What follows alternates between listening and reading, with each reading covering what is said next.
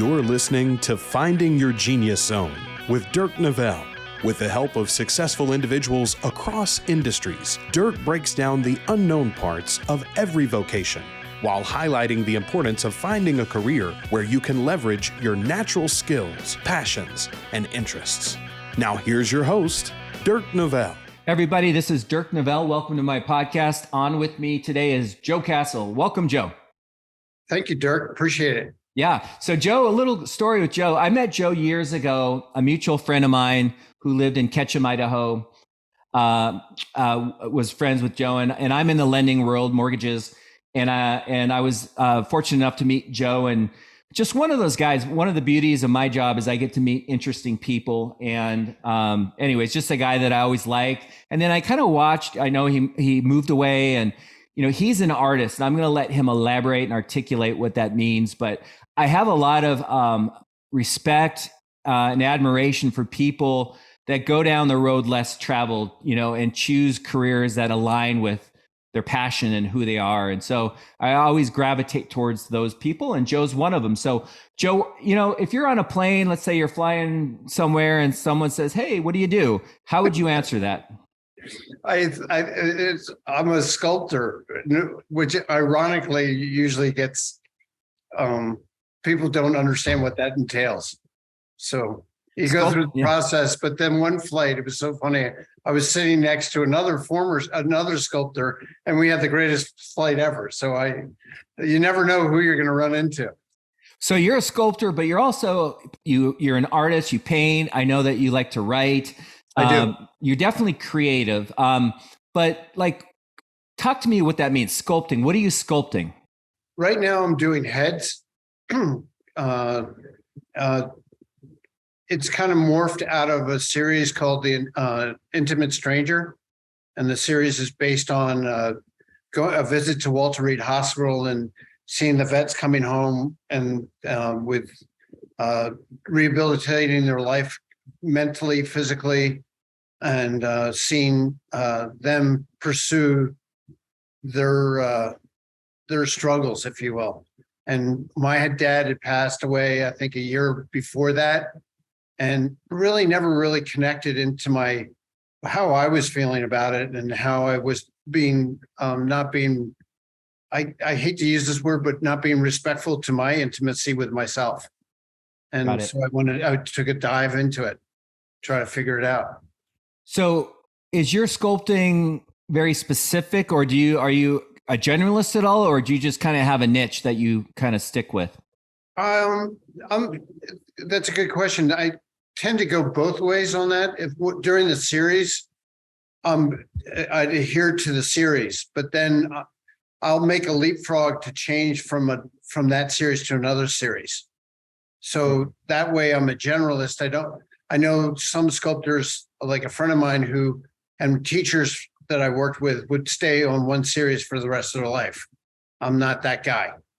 I kind of move quickly. What does that mean? Series. What does that mean? I'm not sure. I'm not understanding that. No, that's another great question. I think for the audience, that's a body of work that I work with. And the great thing about being an artist, or some detriments, are the fact that you have to have a body of work to show to a client or show to a gallery. That's your client. Or right now it would be the website. So that way the galleries or cities know that that's a consistent body of work, and they can rely on you to give them that work, so that they can go to their client and say, "This is Joe Castle. He's been working for 40 years. This series has morphed out of this series, but he's been working on this series for 10 years. Okay. And this is the body of work that he's created from that series." So that's interesting. So I'm going to ask you some elementary questions, just because I'm not an artist. I don't think I am, at least. But okay. So when you're an artist and you're trying to, I guess, make a living, get compensated, we'll get into what drives you down in a little bit. But so are you saying that whether it's like, say, an individual who loves art and collects, or a gallery, if you're a one trick pony and you do one thing really well, but you kind of don't do any other projects, are you saying that's kind of not looked down upon, but that's probably not a smart route to go? Like you need to be, come out with something, but you need to show them that you can keep doing that. Yeah, you can be definitely a one-trick pony. It's like your business. I mean, you can make a great mortgage for somebody, but if you don't have a track record, those people are going to be suspect. And same thing. I mean, it is a business, and you have to make sure, or I always had to make sure that my gallery or like I do public art, that they would be ensured that the value of my work would increase as with time, like a house, if you will. You want to make sure that house is going to keep its value or raise its value so that you're successful as a mortgage broker. So do you have a gallery, or are you trying to get your art in another gallery, or both? I'm trying to get into another gallery. I just got into the Westmont Museum this last week for a triennial show. But with COVID, that kind of washed a lot of things away that I had permanently. And now I'm kind of going back, and I'm looking. Bakersfield Art Museum Museum of Art is looking at my work right now. A couple other people, which is exciting because it gave me the opportunity to change my style again. COVID was a blessing, but a curse at the same time. I understand. So it's interesting. Again, I'm thinking like a writer who likes to write on rock music, and they're trying to get in the Rolling Stone. So in your world, do artists, are there specific galleries that are like, what are you getting out of that? Is it a certain audience that's going to see yours? Or is the gallery pay you more based on the type of gallery? Or like, what is the driver behind trying to get into this gallery versus that gallery? There's always a great, best galleries, if you will, just like Rolling Stone is the marquee for rock music, if you will.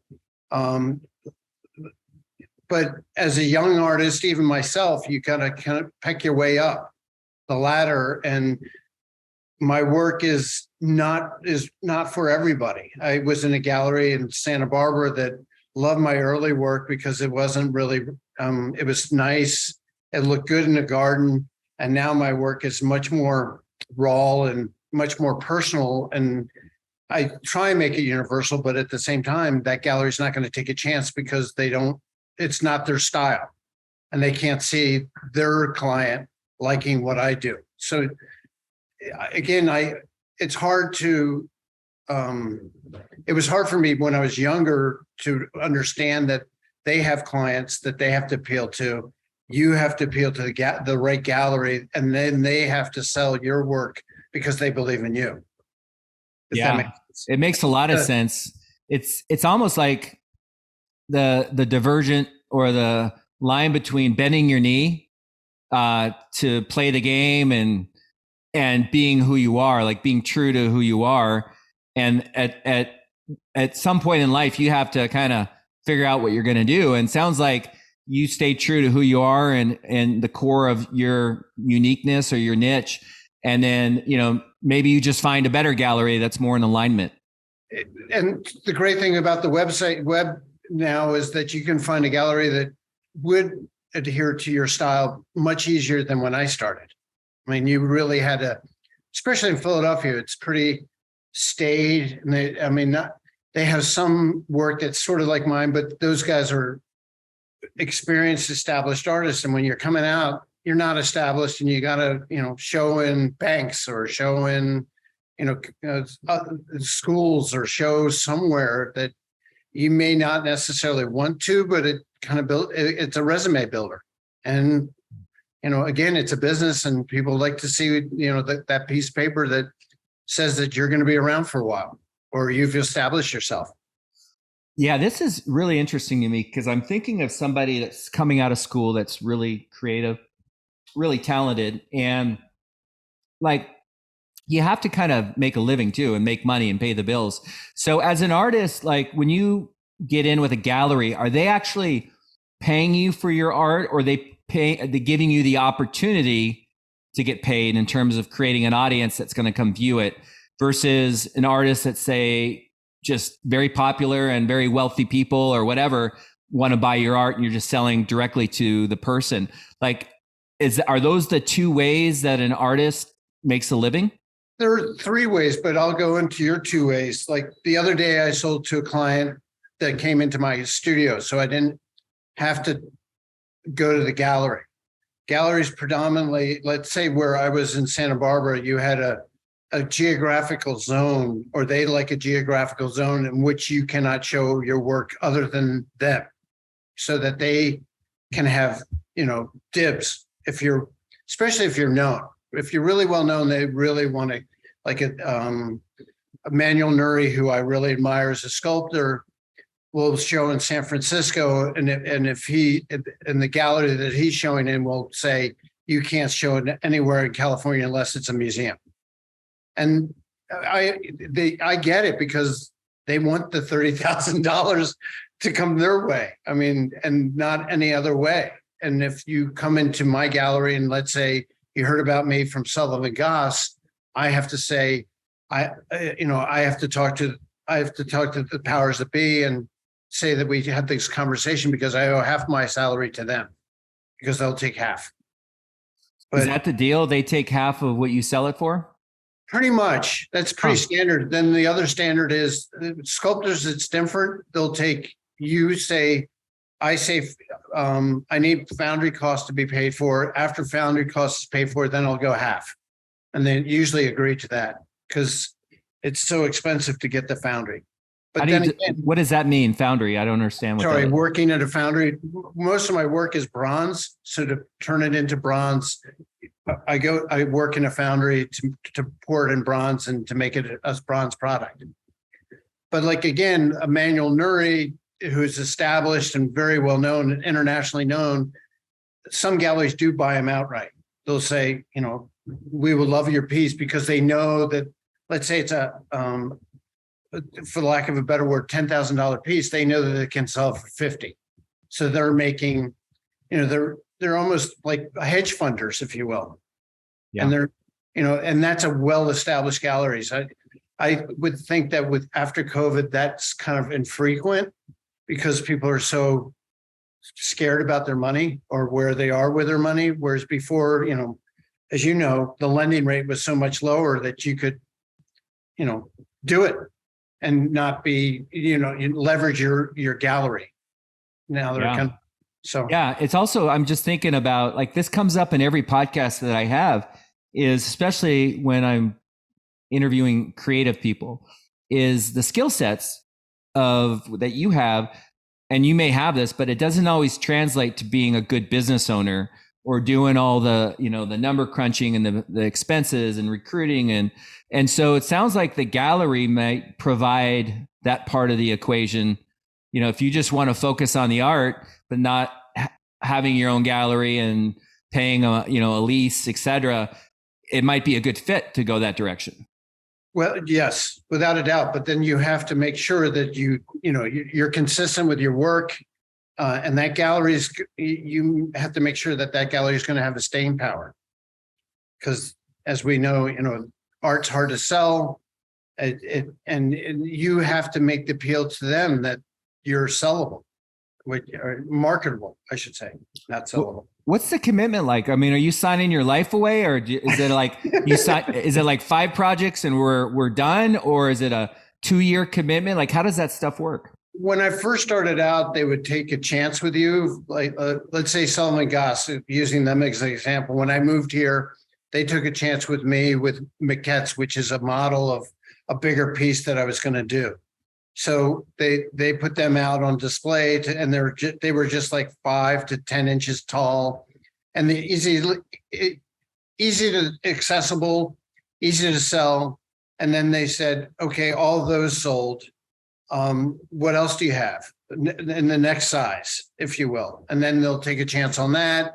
And then eventually you have a one-man show, if you will. And you got to, prove that you can do it. And yeah, you got to back it up. So you said there's 3 avenues. There's one gallery, one public, private, which I just had. Let's say that the one that I just had, where the woman from Bakersfield saw my work and liked it and bought it right then and there. And then there's public art, which a lot of sculptors do. And I've been I had the last show I had was at Buellton at their Avenue of the Flags in honor of the vets. So I got a grant from the city to put them up with the possibility of having a permanent collection there if somebody came up and bought it, which it didn't happen, but a lot of public art goes, we have a program called the 1%ers or the 10%ers.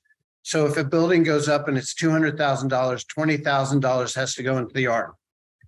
And that was started in Philadelphia. Seattle has a great program, a great public art program. And that can entail, murals, sculptors. It's become very broad, which is great because it used to be just pretty much sculptors for public art. Now Philadelphia has a great mural project, which was started, and that has taken on a great public art program, or enhanced the public art program, I should say. So I'm just thinking, it's very interesting because there's so much you don't know. Like, this is why I'm just curious about careers and jobs and all the stuff behind the scenes. So I have a friend that's in the business. His stepdad owns Bellevue Square and he does a lot of development. And I remember one time talking about like how selective they are in like Orange Julius was like the top growth, they did so well. They were one of the tenants in Bellevue Square. But they're very selective in who they bring into the mall, even though these people are paying a lot of money for rent. And I guess my question is it similar, like public work? I mean, there's only so much real estate, so many places to show your art. I don't want to say invitation, but is it hard to get in? Because you can't just put 100 murals in. They're probably looking for one, right? Truly. And you submit work, and most of the time you get rejected. I could fill my house with rejection letters. But that said, that's always that one chance that you get that people like your work, know that your commitment. And it is difficult, as you said, using that analogy, but that's why you have a portfolio. That's why you have to have a body of work. That public art is really, really good for those people that have a strong body of work.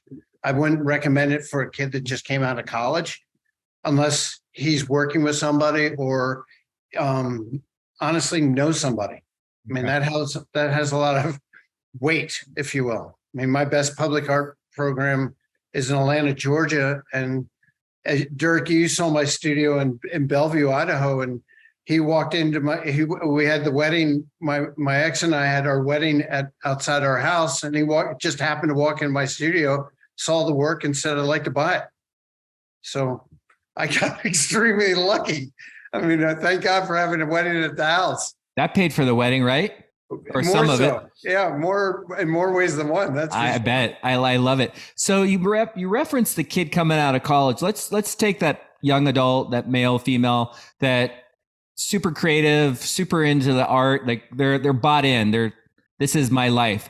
What's your advice to someone like that to start? Like you mentioned, public art probably isn't the best go-to initially. What is your advice to someone that's coming out of school and, has to make a living, but wants to follow their heart? What would you say is the best course of action? I personally would say go work with an artist if you could. If you could find somebody that you really like. I got lucky. I worked with an artist and I got my chops in the business sense of the art world, the commitment of the art, because I think most, and this is terrible to say, but most people that aren't artists think that it's, and when you work with an artist, you understand that it's just as important as a banker or lawyer, or he had hours that were longer than bankers, lawyers. We were working 12, 14-hour days, sleeping in the studio, making things happen. But it gave me that work ethic that I wasn't a dilettante, or wasn't something that, I can, when the whims happen, I'll go in my studio. We worked every day that ends in Y. Yeah. It's the same. But So- artists are not more important than mortgage bankers, though, right? Exactly. Okay, let's just make that clear. So, why would a really good artist, like, why would they take somebody on? Like, what is it that new person's giving an established, credible artist? That's a great question. I think as I get older, I can't lift the things I used to be able to lift. And also, I think, like, I'm going back into teaching next year, and I think I'm going to be 63. I just want to give back. I mean, maybe I'm old fashioned that way, but I really get a charge out of seeing kids get a leg and just saying, I've had a great career. I've been very fortunate. And if I can help out somebody that wants to do something similar to me, or maybe not do something, but at least we have a relationship. And I think most artists maybe don't think that way. They think the young artist, like my teacher, probably thought, oh, he's fit, he can lift things, I'll take him on, even though I wasn't. I mean, Myron would probably attest that I wasn't the most talented, but I was the most stubborn, if you will. I just didn't give up. I like it. Yeah. And I think a lot of it is that perseverance and looking at the long-term goal. What is why you make work. I think those three things always have to, if I would have to say to my students that really want to go, why do you make your work? And what is your long-term goal? Because you have to, the immediate satisfaction is not going to come unless you're really, really lucky. And God bless you if you are. I mean, but for the most part, you're working until you're 60, 70 years old, and then it hits. Yeah. All of a sudden somebody says, wow, Joe's doing something nice. Yeah, but it also might, I mean, just from afar, I have some friends that are artists. It doesn't feel like work. I mean, it almost feels like part of who you are. And it's kind of like, oh, by the way, yeah, I guess it's my career, but it's kind of, you identify it, like I don't identify as a mortgage guy. I identify as a father and a husband and a couple other things, but it's the fabric of kind of who you are, which kind of leads me to the question, and I'm never going to assume that everyone thinks like me, but I came out of college with a dad who's very superficial, loved him, but he was all about the money and comparing. And so I always, grew up looking around and thinking I had to live on the lake and it was exhausting because it was a race that nobody wins. But Here you are at 26. I think that's the age you decided to commit. Like, were there voices in your head about, like, you talked about law school, or did you like, hey, I don't really care about what society thinks or does. I'm going to, I don't have much to my name right now and I'm going to roll with it. I'd be kidding you if I didn't hear those voices. I mean, They definitely were there. They were. Without a doubt. I mean, my dad, the expectations were definitely high. Okay. And I think I had the advantage of, again, living in Colorado, and my dad was in Philadelphia, my mom were in Philadelphia. So what they didn't see, they didn't hear. And it was good for me because it was great for me to take the chances, if you will. I love it. But at the same time, I was like, living in a futon mattress in your car, wondering, what the hell? I mean, I honored in my subjects. I did very well in school. And I was like, what the hell am I doing this for at times? And then, you meet other artists and you understand why, if that makes sense. Yeah, you find your tribe. So what were the voices? Like, there's people watching this right now that their dad wants them to be an attorney and their mom wants them to be a doctor and whatever. And their friends are all going to New York to work on Wall Street or whatever. Like, any advice you can give to someone who's coming out of school or in their 30s and they have all these voices that are distracting them from following a path that is in alignment with who they are. Like, do you have any thoughts or advice? Like, let's just say you had a son coming through and he's struggling. And what would you say to somebody that's like, really kind of alone? Yeah. No, I hear you. That's a great question. I think find your people, or find, again, older people that did what you want to do. I think mentorship is an unspoken gift that I cannot give up. I mean, I will say that Myron, we had a father-son relationship. I hated him at times. He hated me at times. I mean, he would just sit there and say, I don't think he'll ever get it. And then all of a sudden I'm having a one-man show at his studio, and not many people had one-man shows at his studio. And his daughter calls me up and says, I would like you to do an interview for my dad because he just passed away. And you're just like, and I think maybe I was just such a knucklehead. I just wanted to prove to everybody that I could do it. But I think also that find those people that, have done it before. Okay. And don't be afraid to change up. Like, I worked with Myron for a while, and after a while I got burned out because he was such a taskmaster. And I worked with another gentleman who was completely different, both equally powerful in their mentorship, but I still had that older person that I could kind of lean on, and not that the expectations for me was just self-induced instead of external. I mean, it was my belief systems, and kind of have to break that down. Yeah, the whole belief system, something I've been working on for a long time, is unwiring belief systems that no longer serve me. Yeah, which doing the same thing. Which might seem a little deep, but I do a lot of meditation. Yeah. And that really seems to, when you get out of your head and stop thinking with your monkey brain, and you become aware of your thoughts as well. Yeah. And, thoughts aren't really the world you live in. They're just, it's kind of like what you think the world is, but it's an interesting direction we can go down. But one of the things before I forget, is you've been in the business, or I should say in the career, for a long time. It's a business. business career, passion. What is the biggest surprise or biggest aha, not only good, but bad? And again, this podcast is not about trying to push people into sculpting or being an artist. It's to give a no BS, this is what the lifestyle is about. So I like to kind of what did you learn that you didn't see coming, that oh boy, if I knew this, I probably wouldn't have done this. Or, I love this part of the job and I never thought this was part of the job. I'll start with the first one first. I think the process I love. I just love the process. I think if you're really in tune with what you do, you love the process, no matter what. Either if it's banking, you love that process. You love meeting people, making them feel comfortable about where they're securing their finances.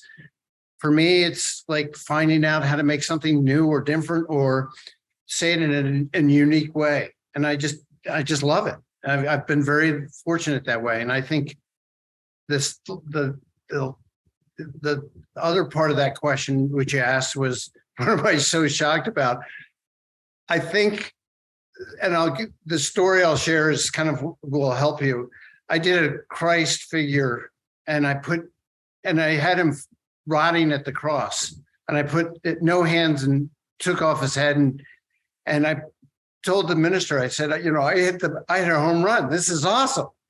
Me thinking it's awesome, not thinking that the audience might not understand this. And I think that I tend to go really deep, really fast, and I get it, but sometimes I forget to tell my audience what I got. And it's hard to communicate why I did it the way I did it. And so I get upset when people ask me to take it down because it was too revealing. And I was just like, well, how do we know that didn't happen? And then I'm being defensive when I shouldn't be defensive. I'm like, I can explain the story. And then I explained it. I was like, well, if I were Pontius Pilate, I do this because, he's committing treason against the Roman Empire. So therefore I take off his PowerPoints, his hands and his head. And if the 12 disciples want to do the same, then that's what's going to happen to you. And they were like, well, why didn't you say that beforehand? I was like, I didn't have the story. I didn't have it like fermented in my head. I had it fermented in how I wanted to communicate it myself. I'm guessing as an artist, because you got to go deep.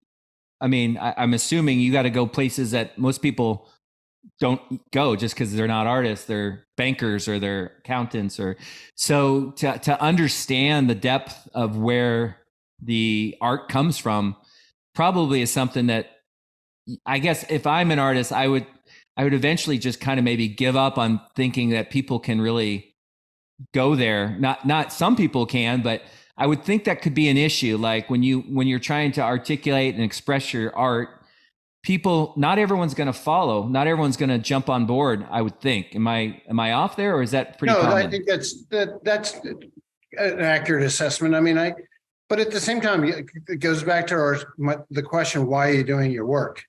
I mean, are you doing it for him, her, or are you doing it so that you have something important to talk about, that the itch doesn't go away until you've finished the work?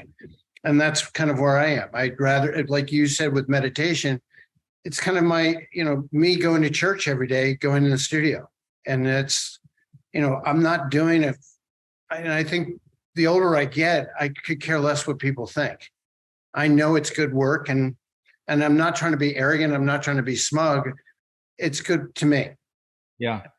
Yeah. I'm curious, like, is it about you and a feeling that you get, or is it the why about trying to make people think differently or feel differently? Like when you say you don't care what other people think, but my feeling is you care because you have a goal of how you want it to impact people, or you would just put your art in your own backyard. But I would think you do care about what people think. Yes, that's well said. But I think also that it's up to, because as we know, Dirk, that everybody's got a slate that's filled with memories that is not your slate filled with memories. And that's where I think as a young artist, I didn't realize that their slate is different than my slate. And really, you have to respect that. And for example, I'm laughing because I was putting up the piece in Buellton, and the pieces are pretty raw. They're not easy to look at. This guy looks at me and just is like, this, can I curse? I mean, he's basically cursing at me, yelling at me, telling me this is not honoring the vets. These look like Hiroshima victims. They're terrible.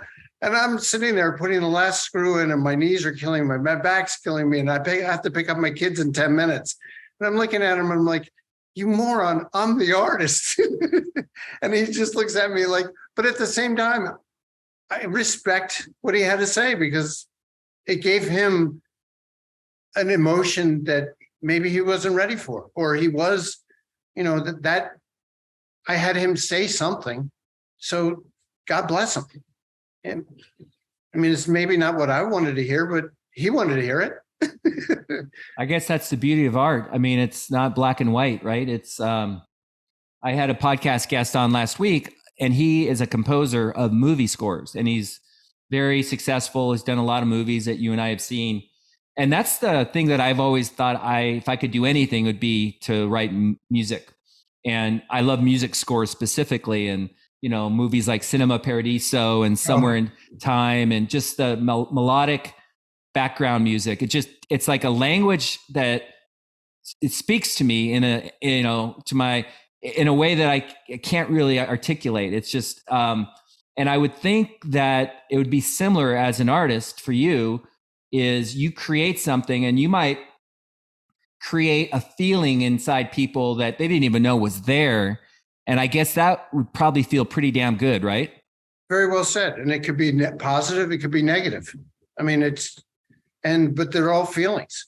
And I do that for that reason. I'm not going to tell you how to think and how to feel, because I want to direct you, but I think I also want to give you room enough to make your opinion be heard, if you will. I love that. And you made me think of a quote. Do you know who Viktor Frankl is? Yeah.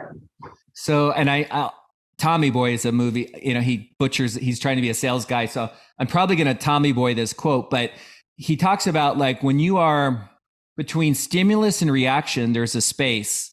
And in that space is your opportunity to choose your reaction. And in that reaction lies your growth. And so something like that, where like back in the old days, I would react very quickly, like if something disturbed my peace. And as I've gotten older, I find that I don't react as quick.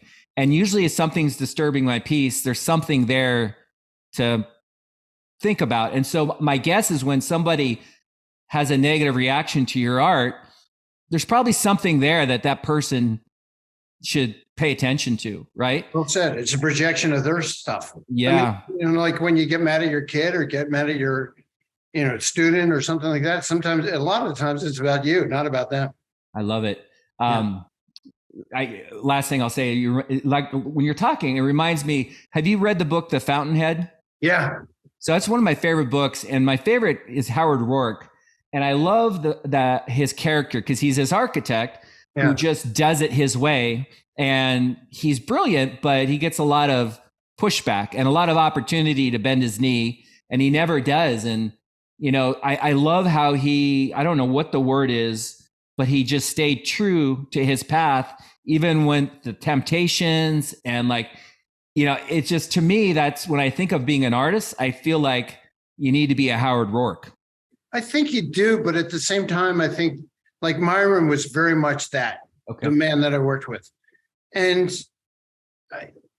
I think if you're a teacher or an artist, you can also be very instrumental in like educating.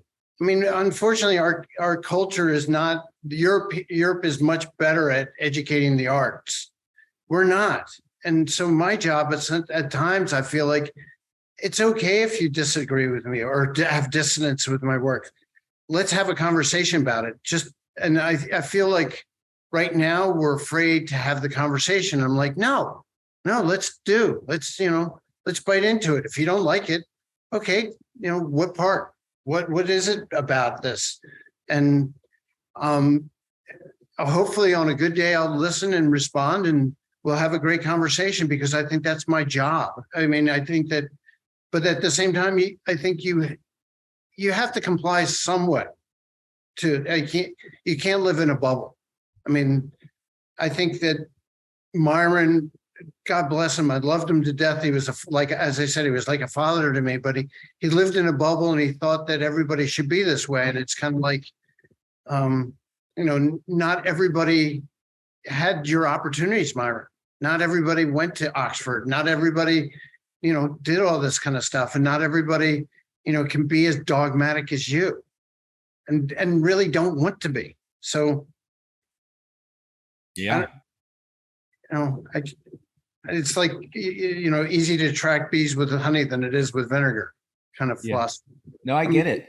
I am curious as we wind down a little bit, I'm wondering what you talked about a series, but I'm curious what that looks like as far as, let's just say there's an initial project and they say, hey, we'd love you to do something like this. And I know it can probably vary, but are we talking like this can take you 1 month, 2 years, and then also what's the day look like? Are you one of those stereotypical dudes that stay up all night with music on, and then, what does the behind the curtains look like? So on a lengthwise, like how long does it take you to complete a project on average? And then what are your days like? Days I'll start with the first one, the latter. Days are pretty early, 6.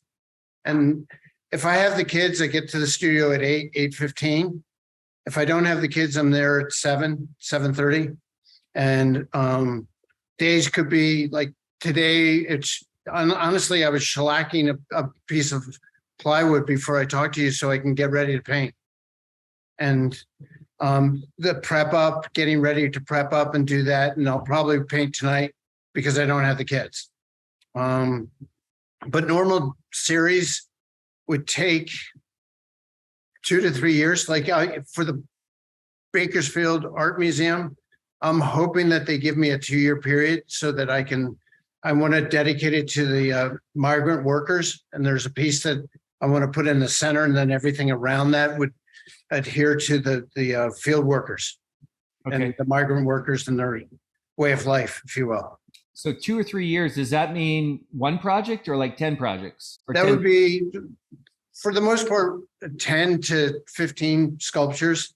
Okay. And if I get a grant or, talk to you about getting a loan. All right, we'll talk about it. So maybe like 30 to 45 days, maybe to do a project or a sculpture? What predominantly I do is work on the sculpture and then set it aside. Like I think right now I have about 15 sculptures in the studio that are I'm trying to make ready for molds, which to make the mold, to pour, to make it to go to bronze. And I just don't have the resources right now to make the molds.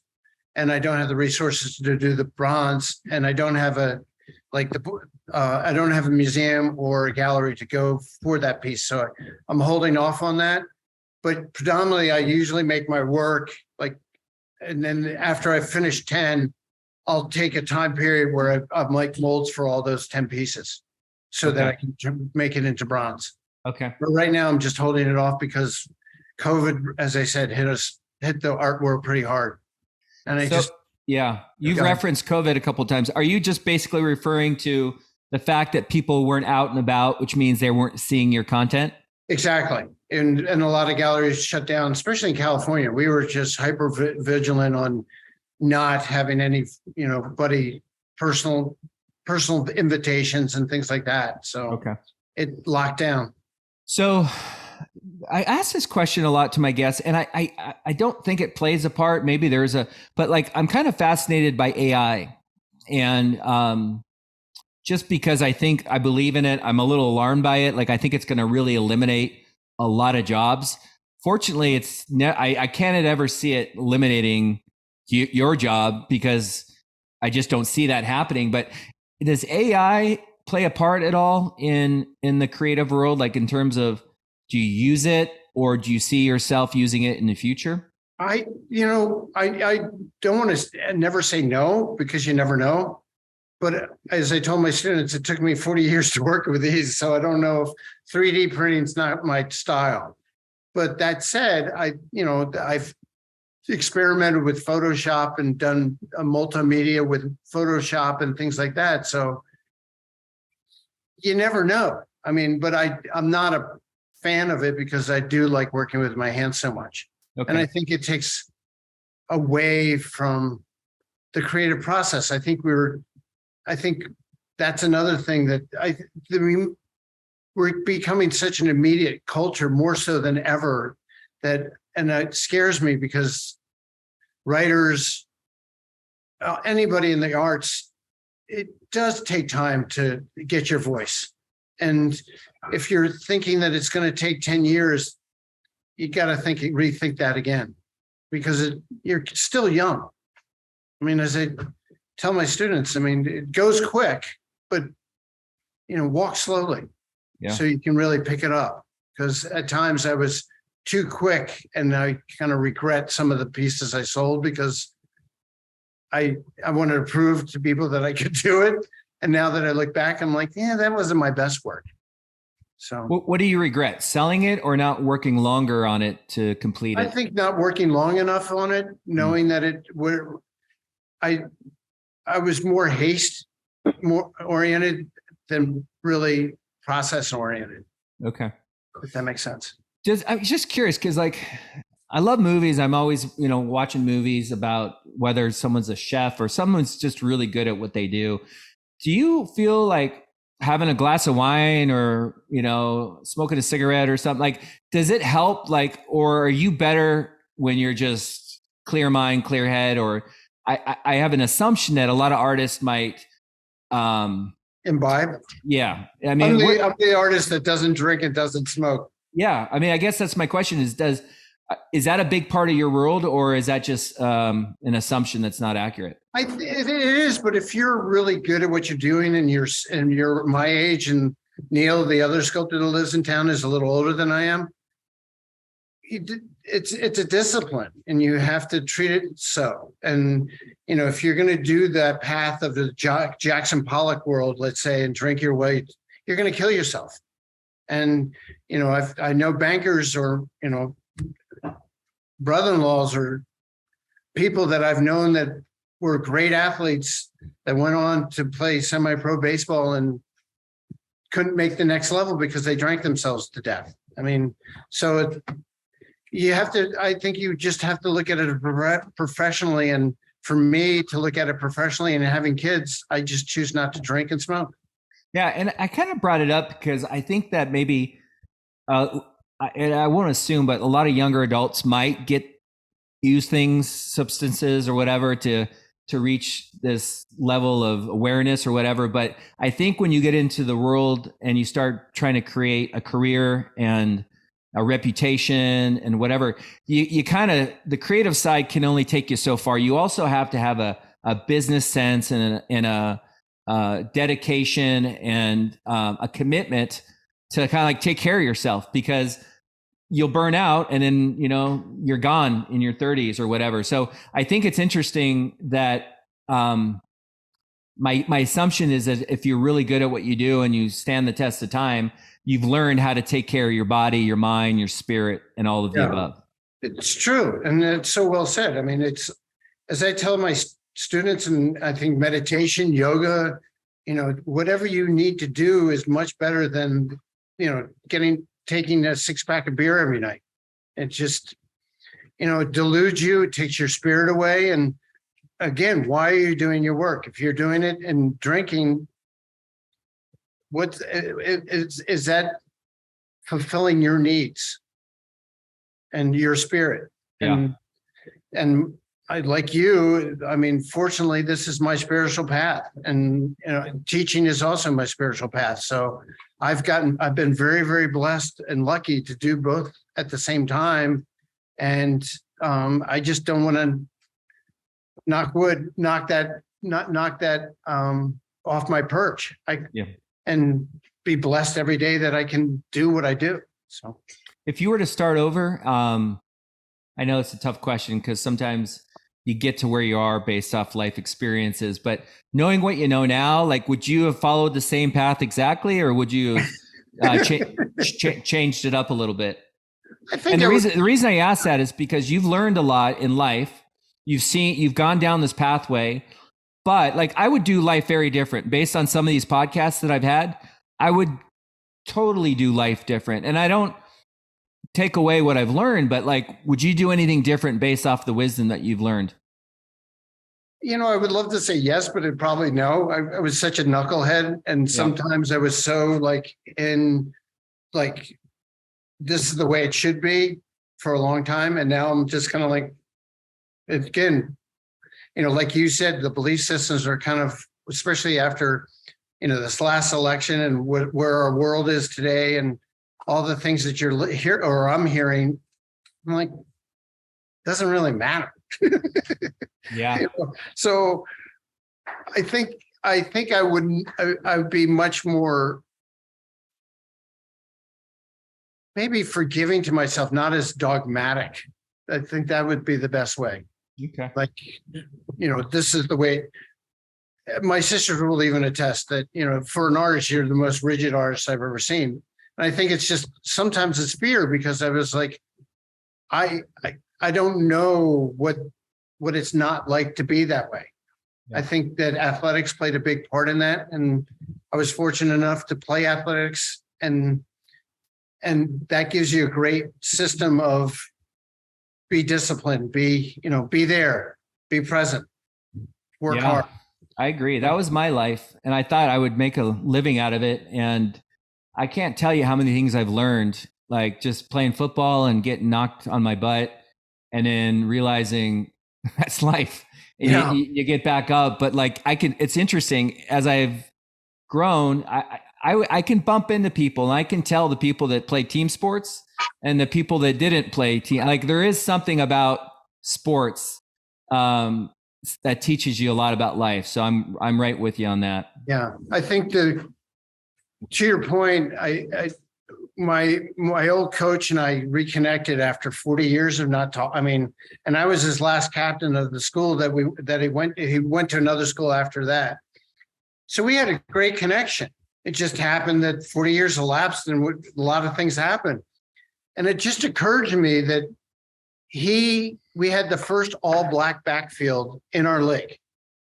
And he never made a word of it, never said anything about it. We won every game and we were a team. We were a team of brothers. Yeah. And some of those guys are my godfather, or I'm their godparent of one of their kids. And we never looked, and I called him up and just said, thank you for doing that. Thank you for not making that a point. Thank you for making me aware that he was a good guy just because he was a good guy and he could block really well, or he ran much better than I would ever run. And I think that's where I would say to the kids nowadays is that, just be organic with it. Don't make, be you. And, like all this stuff that's going on around now, it's like, I just be blessed that you have, I don't know, maybe I'm mumbling around. I'm so glad that that I was fortunate enough to look at that and say, wow, I was really lucky to have that and not make that a big deal. And then have friends that from all over the Philadelphia area because of that. Whereas if we made it a big deal, we may not have had that. I hear you. I like what you said about being you. There's a quote about comparison, which is the ultimate thief of joy. And I think a lot of times when you're not you, you're looking and you're comparing and you're trying to be someone you're not. And that's just a very exhausting way to live, I think. It's true. And it's never, it's Icarus going up the hill and the balls, the rock's going to always fall down and then you're going to go back up again. So, and that's kind of really what life is. And if the rock could be just constantly looking at somebody, and if you throw that rock away. Yeah. I mean, because there's always somebody that's got a better arm, that draws better than you, or, runs faster than you. And a lot of it is simply, I have a great work ethic. Yeah. I mean, and Myron would attest that, he would laugh at me and he said, you didn't have the most talent in the world, but you're the biggest knucklehead I've ever seen, and you wouldn't leave. And that's why I admire you so much. You just didn't leave. So, it's talent, but it's also work. And I think that's the beauty of where I sit right now, is that I like it. I like working. It doesn't bother me. I love it.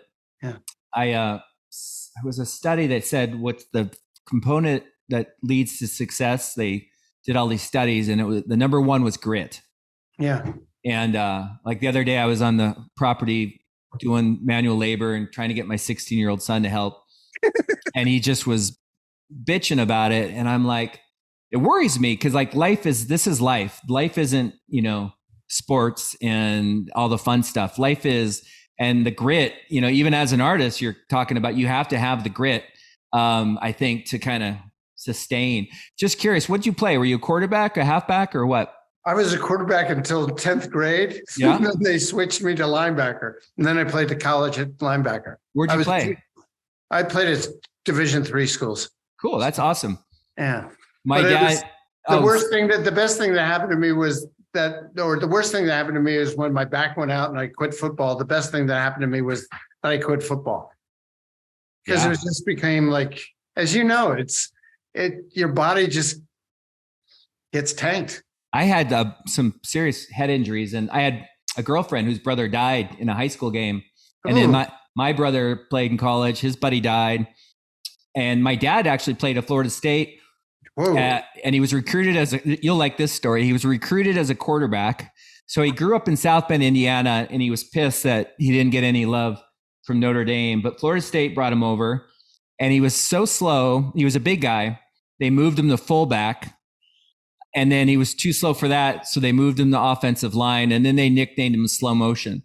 But he was roommates with Burt Reynolds back in the day. Oh, that's awesome. So he has some pretty funny stories about Burt. But yeah, I love football and sports. I think it's a great, I don't know. I think it's the greatest team sport, but it's also a great melting pot sport. Yeah. I mean, my team, we had so many different eclectic kids. And even in junior high school, it was pretty funny. I could name all the kids that I was the quarterback and all the kids that played in front of me, the guys that were the wide, and they were just a bunch of knuckleheads. I mean, we were just like trying to be like, and we would wear the high top Converse and goof around and thinking that we were going to go pro. And, the chances of that are few and far between. It's hard. I've been really enjoying hockey. I'm new to hockey, and Kraken just won last night against Colorado. And I'm fascinated by that sport because not only are they playing this amazing sport, but they're playing it on skates, on ice.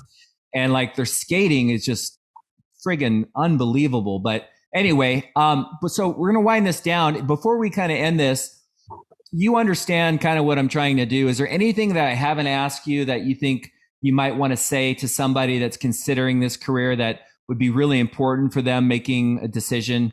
Because this is a big commitment in life. And, you spend a lot of time working. And my hope is that you're enjoying the ride. Truly. And I think that's the best thing you could say to anybody. Enjoy the ride. I mean, even when it's not going your way. I mean, and which... honestly, your 20s, 30s, 40s, even now, it's sometimes you don't get a commission that you think you're going to get. Or I'm pretty sure that I'm going to get into the Bakersfield Art Museum, but it may not happen, and that's a disappointment. But that's life. You just reload, as you said, the grit. And I love it. Hey, I think to your point, it's so funny. I don't know if you do this, but we used to do gassers. And we would, like in the summer, we would call the High Noon Club, and we'd run 3 miles, and then we would do 3 100s, 10 20s, 20 10s. And then we would have to run down to the lake where then we could take our bath or shower. And every time I get stuck on a piece, I think of those gassers. I think of that last 10 20s that I would be like, I really don't want to do this. I want to pretend like I'm throwing up. I don't want to, I'm opting out for this. And then you do it and you're like, I'm glad I did it. Yeah. No, I can relate. We didn't have gassers, but I'm guessing, did you grow up playing in Philly? I did. So you probably had humidity? Oh, yeah. So I bet you that lake felt pretty good. It felt really good. Yeah. I can't imagine doing 2 days like in Texas or Florida or Louisiana. Like that's my daughter, boyfriend is a really good football player who will be playing in college, and he went and visited Alabama a while ago.